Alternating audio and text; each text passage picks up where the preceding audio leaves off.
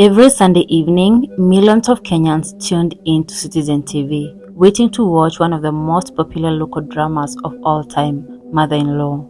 And at the center of the drama, one character always stood out, the no-nonsense, strict, and often controversial mother-in-law herself. Her real name is Elizabeth Wanjiru, and for over a decade, she played the unforgettable role that made her a household name. But while the world came to know her for her on-screen dramatics, Elizabeth was in fact a deeply private woman who managed to keep her personal life away from the limelight. Yet behind the camera, her life journey was filled with moments of brilliance, sacrifice, heartbreak, and resilience.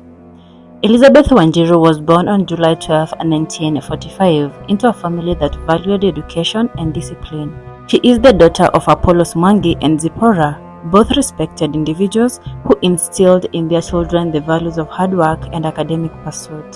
Her early years were shaped by the rising wave of African independence movements. Growing up in colonial Kenya meant navigating a society where education was a rare privilege for African girls. But Elizabeth was determined, excelling in school until she earned a place at the prestigious Alliance Girls High School, one of the top schools in Kenya. After completing her high school education, she crossed borders and enrolled at Makerere University in Uganda, one of Africa's leading universities at the time. There, she majored in literature and graduated in 1968.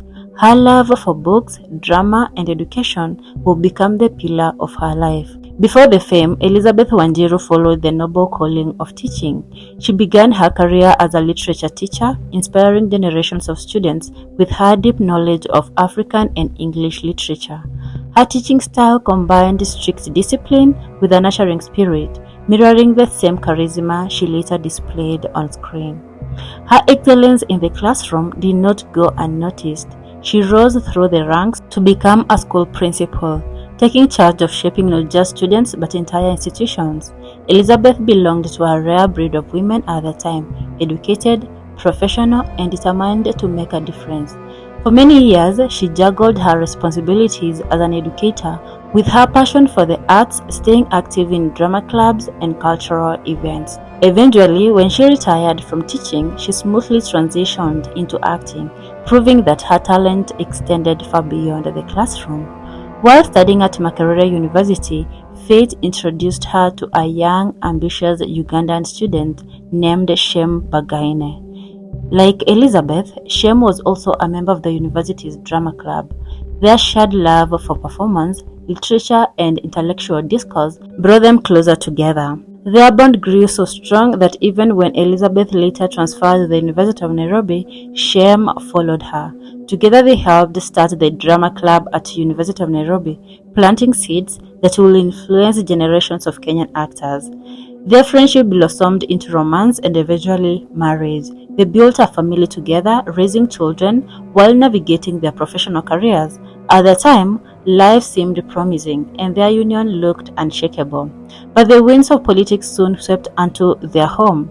By the late 1970s and early 1980s, Uganda was in turmoil. The brutal regime of Idi Amin Dada had left the country scared.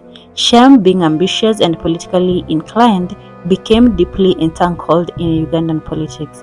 This political drive soon clashed with Elizabeth's desire for a more stable and private life.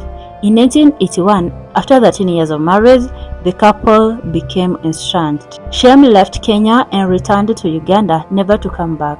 But what followed was an even more painful chapter for Elizabeth. Elizabeth and Shem never officially divorced. Their lives simply drifted apart, separated by ambition, politics, and distance. But the deepest wound came when Shem, upon settling back in Uganda, took their children with him. He had remarried, building a new life and family, while Elizabeth remained in Kenya, isolated from her children. In an emotional interview with Masawe Japani, Elizabeth once revealed her heartbreak. It was a bad time due to what was going on in his home country when Idi Amin was wreaking havoc. He was very ambitious and political, but I did not want that life, so he left, never to come back.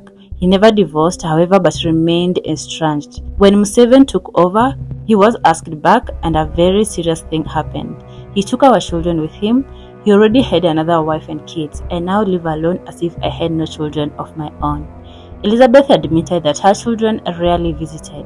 Each of them had only seen her once since the breakup, though occasionally they made phone calls. It was a candid confession of loneliness, a woman who gave love but in return lost the closeness of her own children.